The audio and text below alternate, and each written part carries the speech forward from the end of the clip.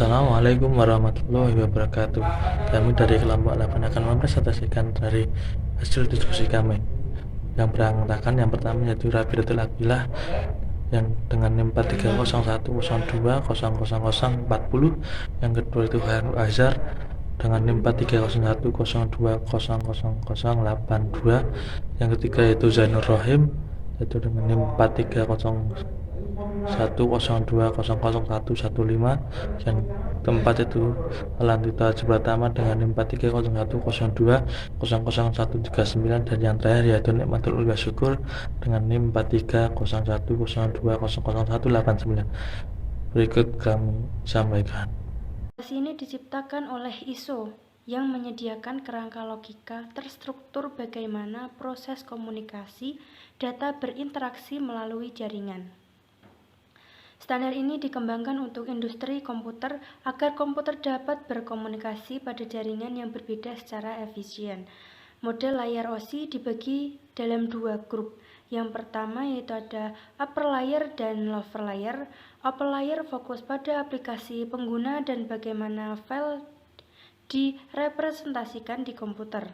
Untuk network, bagaimana utama yang menjadi perhatian adalah pada lower layer.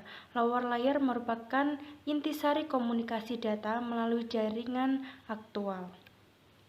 Cara kerja OSI layer: ketika data ditransfer melalui jaringan, sebelumnya data tersebut harus melewati ke 7 layer dari satu terminal, mulai dari layar aplikasi sampai physical layer.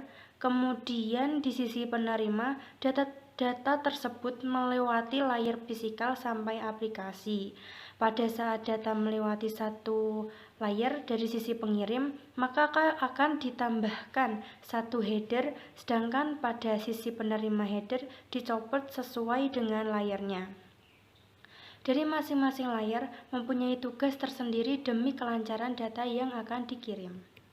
Tujuan OSI yaitu tujuan utama penggunaan model OSI adalah untuk membantu desainer jaringan untuk memahami fungsi dari tiap-tiap layer yang berhubungan dengan aliran komunikasi data tersebut, jenis-jenis protokol jaringan, dan metode transmisi. Adapun OSI memiliki 7 layer. Tingkatan layar dalam OSI dibagi menjadi 7 itu, yaitu ada lower layer yang meliputi physical layer, data layer, network layer, sedangkan up layer meliputi transport layer, session layer, presentation layer, dan application layer. Adapun OSI memiliki 7 layer. Tingkatan layar dalam OSI dibagi menjadi 7 itu, yaitu ada lower layer yang meliputi physical layer, data layer, network layer, sedangkan up layer meliputi transport layer, session layer, presentation layer, dan application layer. OSI memiliki 7 layer. Yang pertama ada physical layer, yang kedua ada data link layer, yang ketiga network layer, yang keempat transport layer, yang kelima session layer, yang keenam presentation layer, yang terakhir ada application layer. Terima kasih. Yang selanjutnya ada layer keempat, yaitu transport layer, berfungsi sebagai memecahkan data ke dalam paket-paket tersebut sehingga dapat disusun kembali pada sisi tujuan yang telah diterima. Contoh protokolnya yang menggunakan transport layer adalah TPC dan UDP. Saat kita mengirim email dan datanya terputus, maka kita akan disuruh mengirim ulang email tersebut. Dan yang selanjutnya ada network layer ketiga, yaitu network layer, berfungsi untuk mendefinisikan alamat-alamat IP, membuat header untuk paket-paket, dan melakukan routing melalui internet working dengan menggunakan router dan switch layer 3. Kemudian mencarikan rute yang mana yang terbaik atau tercepat agar paket data sampai ke tujuan. Contoh protokol yang bekerja pada layer ini adalah protokol IP, ARP, dan lain sebagainya. Yang selanjutnya ada layer kedua, yaitu data link layer, berfungsi untuk menentukan bagaimana bit-bit data dikelompokkan menjadi format yang disebut sebagai frame. Contohnya media access control atau MAC dan logical link control atau LLC. alat yang bekerja pada layer ini contohnya adalah bricks dan switch. Yang terakhir ada layer pertama yaitu physical layer. Layer ini berfungsi untuk mendefinisikan media transmisi jaringan, metode pensinyalan, sinkronisasi bit dan arsitektur jaringan. Misalnya ketika buka internet atau data link saat mengirimkan data menggunakan wide itu menggunakan kabel USB, dan jika unweighted menggunakan kabel wireless. Akan berdasarkan pertama yaitu layer kedua yaitu application layer. Application layer berfungsi sebagai antarmuka dengan aplikasi, mengatur bagaimana aplikasi dapat mengakses jaringan dan kemudian membuat pesan-pesan skala. Contohnya seperti Google Chrome, Mozilla Firefox, klien aplikasi lainnya. Dan yang selanjutnya layer keenam yaitu presentation layer.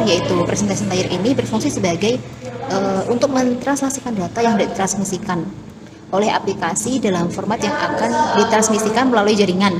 Contohnya, saat membuka sebuah website, maka website tersebut, presentation layer ini itu akan mengkonversi website tersebut menjadi bilangan primer. Setelah menjadi bilangan primer, akan menenskripsi bilangan primer tadi agar terjaga kerahasiaannya. Yang selanjutnya ada layer kelima yaitu session layer. Session layer ini berfungsi sebagai mendefinisikan bagaimana koneksi dapat dibuat dan dipelihara dan dihancurkan. Contohnya saat masuk ke website internet banking, maka saat tidak melakukan aktivitas apa-apa, maka akun kita akan otomatis keluar. Contoh lainnya seperti Siakat. Ketika kita masuk akun Siakat, maka kita ketika keluar website akan langsung keluar akunnya. Menjelaskan pengertian TCP atau IP. Transmission Control Protocol atau Internet Protocol adalah suatu standar komunikasi data dalam jaringan komputer yang digunakan untuk proses pertukaran suatu data perangkat.